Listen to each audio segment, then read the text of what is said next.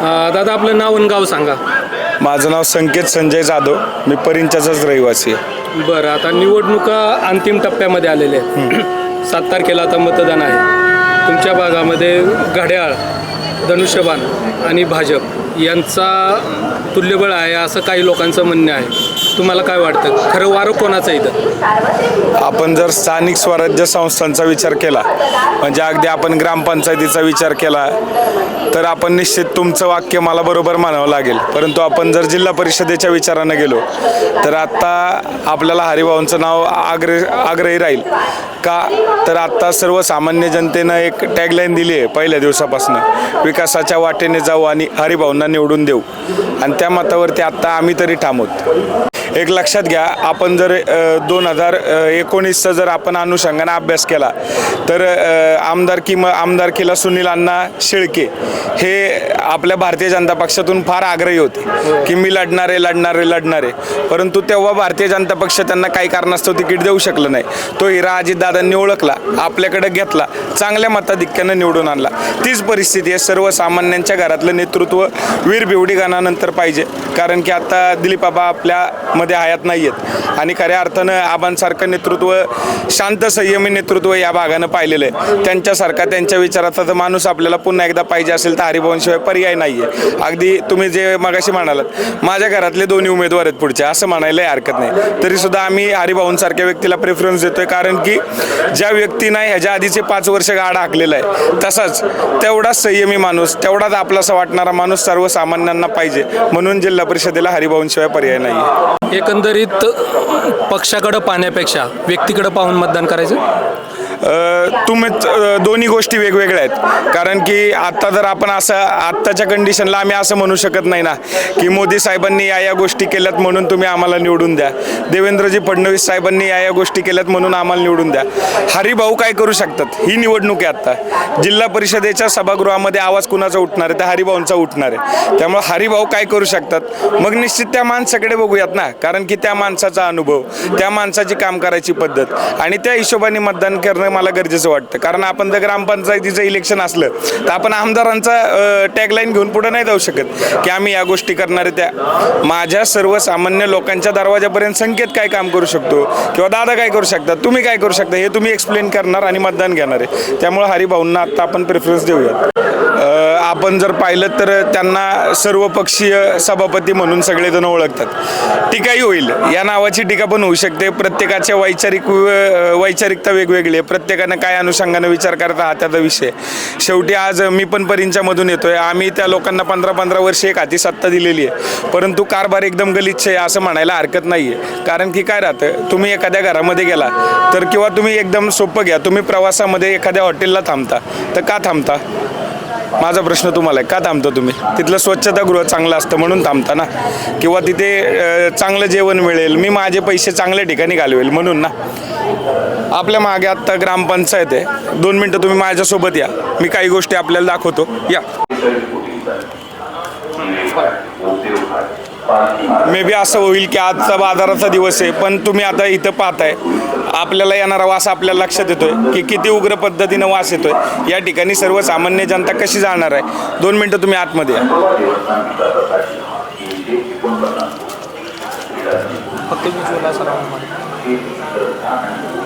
ही पाण्याची टाकी आहे, असं उघड्यावरती पाणी सोडलं गेलं.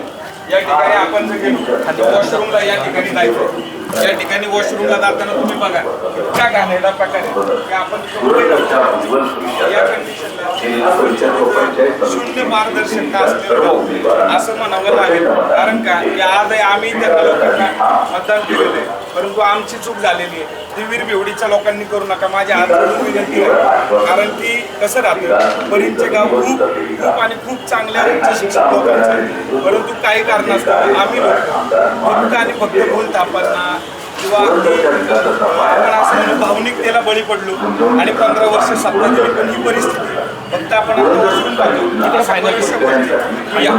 मागे वस्ती एक, त्याचं सांडपाणी इथं शोष खड्डा केला गेला होता, परंतु तो तेवढ्या ताकदीनं क्षमतेचा न झाल्यामुळं या ठिकाणी हे सगळं पाणी बाहेर ओव्हरफ्लो होते आणि एक वेगळाच घाणेरडा स्मेल ज्याच्यामधनं गॅस तयार होतो, असं या ठिकाणी या पट्ट्यामध्ये तेवढा म्हणजे फ्लो झालेला आहे.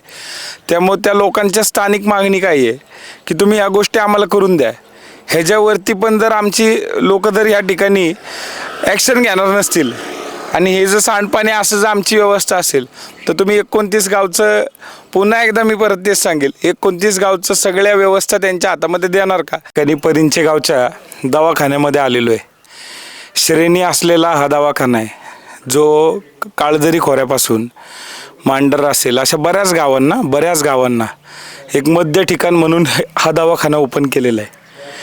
एक चांगला आणि आमच्या दृष्टीनं प्रचंड वाईट, माणुसकीला काळंबा फासणारा हा आत्ताचा एक क्षण मी तुम्हाला सांगेल. 6 महिन्यापूर्वी एका महिलेची डिलेवरी या ठिकाणी होती.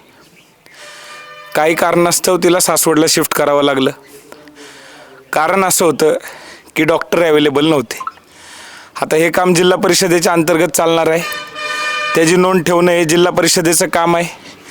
तुम्हाला सांगतो, त्या महिलेची डिलेवरी रस्त्यामध्ये झाली. ॲम्ब्युलन्समध्ये जर त्या महिलेची डिलेवरी होत असेल तर ह्याच्यासारखी आपल्याला लाजिरवाणी बाब नाही. ती महिला फक्त सर्वसामान्य कुटुंबातली होती म्हणून तिचा आवाज दाबण्याचा प्रयत्न झाला. परंतु त्याहून अधिक मी सांगेल, ठीक आहे चला त्या महिलेला काही त्रास झाला नसेल, काय ह्याच्यावरती कुठल्या, उद्या मला जर जिल्हा परिषद लढवायची तर मी त्याच्यावर ॲक्शन काय घेतली हे पण मला माहीत नाही आहे.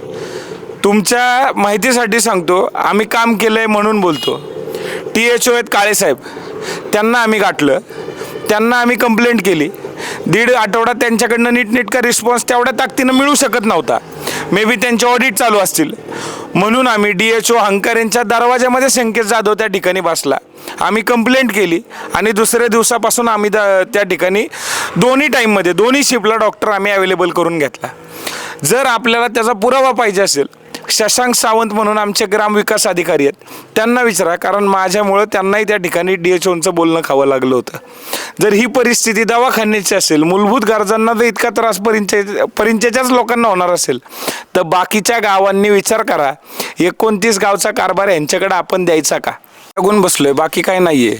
काय विषय होतो, जेव्हा पै पाहुणे येतात, लोक 2च ठिकाणी तुमच्या गावामध्ये येतात, यात्रेला मंदिरामध्ये आणि मैतीला स्मशानभूमीमध्ये. ही आमची स्मशानभूमी आहे आणि त्याच्या साईडचा हा बांधारा आहे, त्याची ही स्वच्छता आहे. इतकी स्वच्छता आहे ना की ह्याच्यामध्ये आमचं आरोग्य बसले, म्हणून मला तुम्हाला हे दाखवायचं आहे आवर्जून. नेतृत्व आपण ज्या व्यक्तीला द्यायला चाललो आहे त्या गावामधली ही परिस्थिती आहे, आपण आवर्जून बघा. ही आमची स्वच्छता आहे. ग्रामपंचायत आम्ही 15 वर्ष त्या लोकांच्या हातामध्ये दिलेली आहे आणि असे असंख्य डिगमे आपणाला दाखवणार आहे. काय होतं की सर्वसामान्य जनतेला तुमच्याकडनं काही नको आहे, आम्हाला तुमचा 1 रुपया पण नको आहे. आम्हाला पाहिजे तर आमच्या नीटनेटक्या गरजा, आमचा हक्क. का तर आम्ही तुम्हाला घरपट्टी भरतोय, टॅक्सेस जे भरतोय त्याचा जर रिफंड आम्हाला ह्या पद्धतीनं मिळणार असेल तर आम्हाला तुम्हाला 9 तारखेला निकालामध्ये त्या गोष्टी दाखवायच्यात. मे बी तुम्हाला असं वाटेल की संकेत टीका करतोय, परंतु टीका नाही आहे. सर्वसामान्य जनता खरोखर म्हणजे वाड्या वस्त्यांवरचा शेतकरी राजा कांदे काढून असेल, शेतमजुरी करून असेल किंवा बाहेर काही रोजगार करून घरपट्टी पाणीपट्टी भरतो, शासनाला पैसे देतो. मग शासनाच्या त्याच्या ज्या मूलभूत गरजा आहेत ना त्याचा अशा वेगळ्या पद्धतीनं पडणार असतील. तिथलं जर तुम्ही पाहिलं असेल की आता 15-20 वर्ष, माझंच वय 27 आहे, मी लहानपणापासून येतो इथं. या ठिकाणी आमचे आजोबा शेतकरी आहेत, आम्हाला माहिती आहे ना की गरज काय राहते दवाखान्याची. इथंच जर अशी मोडकळीस आलेल्या गोष्टी असणार आहेत तर त्याचा उपयोग राहणार नाही आहे. आपण ह्याचबरोबर आहे 2 मिनिटासाठी आमच्या दवाखान्यामध्ये जाऊयात. मी तुम्हाला आणखी काही गोष्टी तुम्हाला सांगायच्यात. चला. जिल्हा परिषदेच्या अंतर्गत येणारा पशुवैद्यकीय दवाखाना आहे, ज्याला श्रेणी 1 नंबरची आहे. या ठिकाणी जनावरांची रोगराई घालवण्यासाठी शेतकरी त्यांच्या जनावरांना घेऊन येतो. आपण आतमध्ये जाऊयात, तिथली स्वच्छता बघूयात. आपल्याला तुमच्या प्रश्नाचं उत्तर तुम्हालाच मिळणार आहे. या.